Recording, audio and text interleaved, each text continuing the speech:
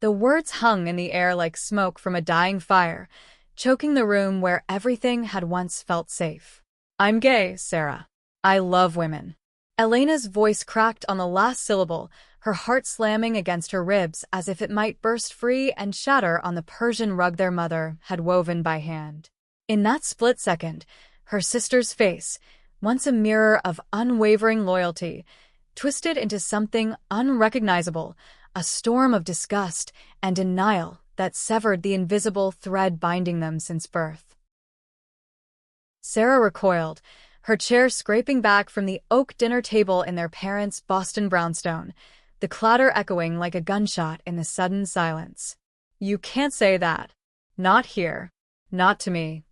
Her voice was a whip, sharp and unyielding, slicing through Elena's fragile courage. The fork slipped from Elena's trembling fingers, clinking against her plate of half-eaten roast chicken, the family meal their annual tradition after Thanksgiving Mass at St. Mary's. Outside, the November wind howled through the bare oaks of Beacon Hill, rattling the windows as if the city itself mourned the fracture forming between them. Elena had rehearsed this moment for months, staring at her reflection in the cracked mirror of her cramped dorm room at Boston University, whispering the truth to the girl who looked back with eyes too weary for 22. She was the quiet one, the artist who sketched feverish portraits in charcoal, capturing the curve of a woman's jawline in secret notebooks hidden under her mattress. Growing up in the shadow of Sarah's golden perfection, the straight-A valedictorian, the sorority queen who volunteered at the church soup kitchen, Elena had learned early to bury her desires deep, like seeds in frozen soil. But the weight of it had grown unbearable, especially after that stolen kiss behind the campus library with Jamie, a soft-spoken photography major whose laughter tasted like summer rain. Jamie had held her that night, whispering, "You deserve to be seen," and Elena knew she couldn't lie anymore, not even to the sister who had been her anchor through their father's heart attack 2 years prior. Sarah stood now, her napkin crumpled in her fist, cheeks flushed crimson under the chandelier's warm glow. "This isn't you, Lena. It's some phase, some rebellion against Mom and Dad dying too soon. We're Catholic, for God's sake. What would Father O'Malley say?" Her words tumbled out, laced with the fervor of someone clinging to a crumbling worldview, the same worldview that had sent their Irish immigrant mother to her knees in prayer every dawn. Elena's throat tightened. She wanted to scream that it wasn't a phase, that the ache in her chest when she watched Sarah dance at her wedding last spring, to a bland accountant named Mark, whose smile never reached his eyes, mirrored the same forbidden longing she felt for women who moved through her life like ghosts. But Sarah didn't wait for a response. She turned on her heel, her heels clicking sharply against the hardwood as she stormed toward the front door, grabbing her coat from the hall tree. "Don't call me until you've come to your senses." The door slammed, the sound reverberating through the house like a final judgment, leaving Elena alone with the cooling remnants of their meal and the ghost of her unspoken dreams. She sank to the floor, knees drawn to her chest, and wept, not just for the sister she'd lost, but for the girl she'd been, the one who believed blood was thicker than fear. The days blurred into a haze of gray Boston winters after that night. Elena dropped out of her senior art seminar, the sketches of Jamie's profile now ashes in a dorm trash bin, burned in a fit of self-loathing. She packed her few belongings, a duffel of thrift store clothes, her mother's rosary beads that felt like shackles now, and a single canvas of a woman emerging from fog, and fled south to New York City, the siren call of anonymity pulling her like a tide. The Greyhound bus rattled through Connecticut's skeletal forests, each mile a deliberate severing from the life she'd known. Sarah's silence was a void, her texts unanswered, her voicemails deleted before the first beep. "You're my sister," Elena had typed once, fingers hovering over send, but the memory of that slammed door made her hit delete instead. Manhattan swallowed her whole, its concrete canyons and neon veins a brutal baptism. She crashed on a futon in a Bushwick loft shared with 3 strangers, musicians and poets who chain-smoked Marlboros and debated Foucault over instant ramen. By day, She slung coffee at a hole-in-the-wall cafe in the East Village, the steam from espresso machines blurring her vision as hipsters ordered lattes with almond milk, oblivious to the storm raging behind her forced smile. Nights were for wandering the village, where rainbow flags fluttered like defiant prayers outside Stonewall, the air thick with the scent of rain-slicked pavement and possibility. It was there, under the arch of Washington Square Park's marble, that she met Riley. Riley was a force, 25 and unapologetically alive, with cropped platinum hair that caught the lamplight like shattered ice and tattoos snaking up her arms, roses entwined with circuit boards, a nod to her day job coding apps for queer nonprofits. She was leaning against a lamppost, sketching graffiti tags on a napkin, when Elena passed by, her portfolio tucked under one arm like a shield. "That's killer line work," Riley said, nodding at the edge of a drawing peeking from the leather flap. Her voice was low, gravelly from too many late-night gigs at open mics, and it hooked Elena like a barb, pulling her into a conversation that stretched from park benches to a dive bar on Bleecker Street. They talked for hours, about the ache of hidden selves, the way family could wound deeper than strangers. Riley shared her own scars, disowned by her Texas oil rig father after a leaked photo from her first Pride parade, left to hitchhike to the city with nothing but a guitar and grit. "Love isn't a sin," she said, her fingers brushing Elena's as she passed a beer, the touch electric, igniting sparks Elena had long suppressed. "It's the only holy thing we've got." By closing time, they were stumbling back to Riley's tiny walk-up in the Lower East Side, lips meeting in a kiss that tasted of hops and hope, bodies tangling on a mattress that sagged under their weight. For the first time, Elena felt seen, her skin alive with the poetry of touch, Riley's whispers tracing maps of forgiveness across her collarbone. But New York was a jealous lover, demanding more than Elena could give.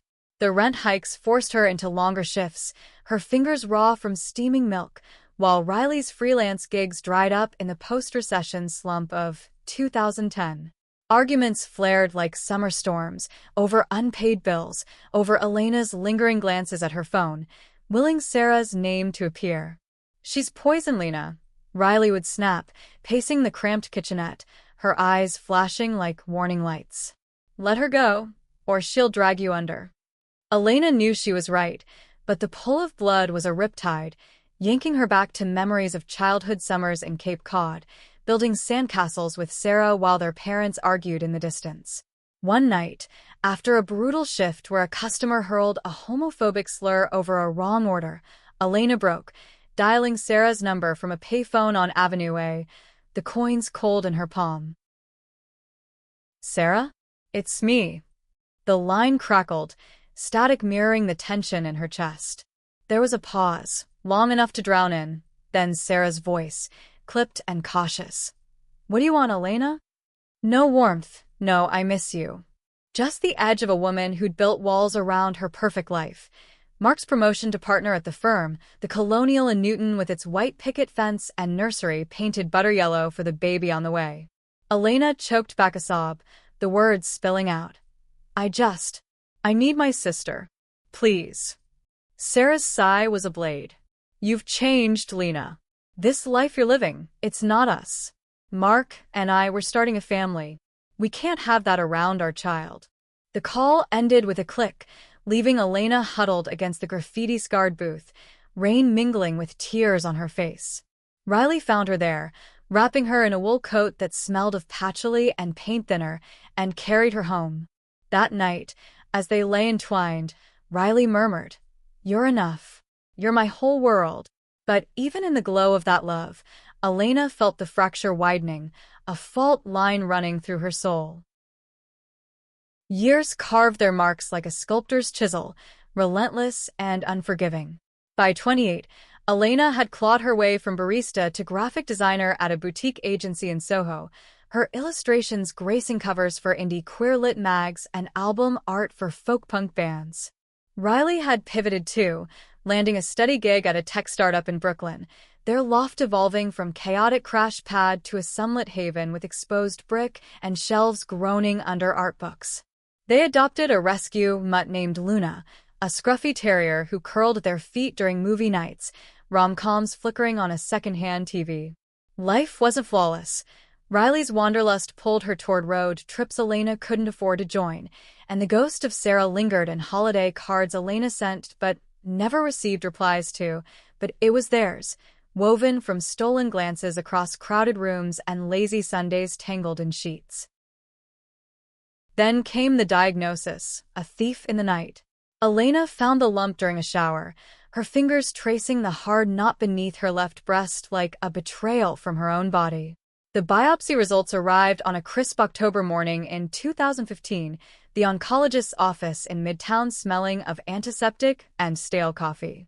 Stage 2 breast cancer, the doctor said, her voice clinical as she outlined chemo schedules and radiation maps. Elena stared at the pamphlets, the words blurring, metastasize, lumpectomy, survival rates, while Riley gripped her hand onto the table, knuckles white as bone. "We're fighting this," Riley whispered fiercely in the elevator down, her eyes a blaze of determination. "Together." The treatments were a gauntlet, each round stripping Elena bare. Chemo left her nauseous and bald, her reflection a stranger with hollow cheeks and a scarf tied jauntily over her scalp. Riley shaved her own head in solidarity, the buzz cut accentuating her sharp cheekbones, and they laughed through the tears, snapping selfies with Luna photobombed in bandanas. But beneath the bravado, fear gnawed. Nights when Elena woke sweating from dreams of leaving Riley alone, of the canvas unfinished on her easel. In those dark hours, she thought of Sarah, the sister who'd vanished like smoke. Impulsively, she wrote a letter, sealing it with wax from a candle they'd lit during Pride. "If I don't make it, know I forgive you. Blood doesn't break, it bends." She didn't send it, tucking it into her nightstand instead, a talisman against the void. Remission came like dawn after an endless night, declared in a follow-up scan that showed clear margins. Elena celebrated by inking a phoenix on her forearm, flames curling around Riley's initials, a vow etched in skin. Their love deepened in the forge of that trial, Riley proposing on a rainy afternoon in Central Park with a ring fashioned from twisted silver wire, Elena's yes dissolving into kisses that drowned out the world. They married in a quiet ceremony at the Brooklyn Botanic Garden, under a canopy of cherry blossoms, with Luna as ring bearer and a handful of friends bearing witness. Sarah wasn't invited, hadn't been spoken to in years, but Elena raised a toast to absent ghosts, her voice steady, to the family we choose and the ones we wish we could heal. Success followed like a faithful shadow. Elena's designs caught the eye of a major publisher, leading to a solo exhibit at a gallery in Chelsea, where her pieces, vibrant portraits of queer women reclaiming their narratives, sold out in hours. The checks rolled in, allowing them to buy a brownstone in Bedstuy, its garden blooming with wildflowers Elena tended like old wounds. Riley climbed the ranks at her firm, consulting on apps that connected isolated LGBTQ youth to mentors, her passion a fire Elena stoked with late-night brainstorming sessions over wine. They traveled, San Francisco's Castro district, where they danced in leather bars, Provincetown's dunes, where they made love under star-pricked skies. Yet, in quiet moments, Elena's gaze would drift to the letter in the drawer, yellowing with time. The call came on a sweltering July evening in 2022, the kind where New York's humidity clings like regret. Elena was in the kitchen, chopping basil for pesto, when her phone buzzed with an unknown number from Boston. She answered on instinct, and Sarah's voice, thinner now, laced with an exhaustion that mirrored her own, filled the line. "Lena? It's me." The world tilted, the knife slipping from Elena's grip to clatter on the tile. Riley paused mid-stir at the stove, her brow furrowing in question, but Elena waved her off, sinking into a chair. "What do you need, Sarah?" No anger, just the weariness of bridges long burned. The story spilled out in fragments. Mark's affair with his paralegal, the divorce that gutted their savings, the baby, little Emma, diagnosed with leukemia at 4, treatments draining what little remained. Sarah had sold the Newton house, moved into a one-bedroom in Dorchester, waitressing doubles at a diner near Fenway to cover copays. I was wrong, Lena. So wrong. All those years. I was scared. Of losing you. Of what it meant for us. Her voice broke, sobs echoing down the wire. Elena closed her eyes, the basil's sharp scent grounding her as memories flooded, Sarah braiding her hair before school, shielding her from their father's belt during drunken rages. Emma's fighting so hard, Sarah whispered. But the bills. God, the bills. Riley watched from the doorway, her expression a mix of protectiveness and pain, but she nodded when Elena mouthed, "Let her come." A week later, Sarah arrived at Penn Station, Emma in tow, a frail wisp of a girl with Sarah's green eyes and a bald head from chemo, clutching a stuffed whale named Percy. The reunion was a quiet storm, hugs stiff at first, then dissolving into tears on the brownstone stoop, Luna nosing at Emma's tiny hand with gentle curiosity. Over the next months, Sarah integrated haltingly, crashing on the guest room futon, helping in the garden while Elena sketched Emma's portraits, capturing the child's defiant spark amid the sickness. Riley was wary, her barb sharp when Sarah's old prejudices slipped. Love is love, Sarah, no footnotes, but she softened over shared bottles of Pinot, stories of their separate wars against the world. Elena watched it unfold, the mending of threads she'd thought irreparably frayed. She introduced Sarah to the community, the Pride potlucks in McCarran Park, the queer book club where stories of resilience echoed her own. One evening, as fireflies danced in the yard, Emma asleep on a blanket with Percy, Sarah took Elena's hand. "I see it now. You and Riley, you built something beautiful from the ashes I helped scatter. I'm proud of you, little sis." The words were a balm, soothing scars Elena hadn't realized still bled. In return, Elena shared her own vulnerabilities, the cancer's shadow, the fear of legacy lost, and for the first time, Sarah listened without defense, her nod a silent vow. As autumn leaves turned the streets to gold, Elena's thoughts turned inward, to the empire she'd quietly amassed, the agency now a thriving studio with interns mentored in ethical design, investments in queer startups yielding quiet fortunes. She updated her will in a sleek midtown office, the lawyer's pen scratching across paper as she named Riley as primary beneficiary, but with a codicil, a twist of grace. Upon Elena's passing, the bulk of her estate, every cent beyond what Riley needed, would flow to Sarah and Emma, a trust for education, health, horizons unbound. "Not out of pity," she told the lawyer, her voice steady, "but forgiveness. To show blood can heal what it breaks." Riley found out over dinner, the revelation landing like a soft thunderclap. "You're giving her everything?" she asked. Fork paused midair, her eyes searching Elena's face. Elena reached across the table, tracing the phoenix tattoo peeking from Riley's sleeve. "Not everything. You have my heart, always. This is for the girl I was, the one who needed her sister to stay. Maybe it'll teach Emma that love doesn't turn away." Riley's gaze softened, tears glinting like city lights on water. "You're the bravest soul I know," she murmured, pulling Elena close, their foreheads touching in the candlelit glow. Winter blanketed Brooklyn in snow, Emma's treatments winding down to watchful waits, her laughter filling the brownstone like music long silent. Sarah found work at a local gallery, her eye for detail, honed from years curating Mark's wine collection, proving a natural fit for Elena's world. The sisters rebuilt, brick by tentative brick, holiday baking marathons where dough flew like accusations turned to giggles, late-night confessions over tea about the loves they'd hidden, Sarah admitting a college crush on her roommate, buried under waves of shame. "We could have been each other's safe harbor," Sarah said one night, staring into the fire. Elena squeezed her hand. "We are now." In the spring of 2025, as cherry blossoms returned to the Botanic Garden, Elena felt a quiet certainty settle, the kind that comes from storms weathered and rainbows glimpsed. She and Riley renewed their vows in a small circle of friends, Sarah officiating with a tremor in her voice, Emma scattering petals with gleeful abandon. The air hummed with possibility, the future a canvas blank and begging for color. Elena glanced at Sarah across the archway, their eyes meeting in a wordless pact. Sisters, whole at last, bound not by blood's old chains but by the fierce, forgiving love that had carried them through.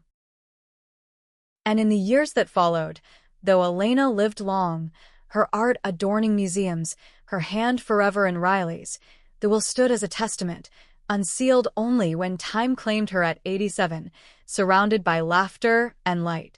Sarah, reading the words in the lawyer's office, wept not for loss but for the grace that had bridged their chasm, the fortune a bridge of gold spanning the years of silence. Emma, now a vibrant artist in her own right, inherited not just wealth but wisdom, that turning away was a choice, but turning back was the truest act of love.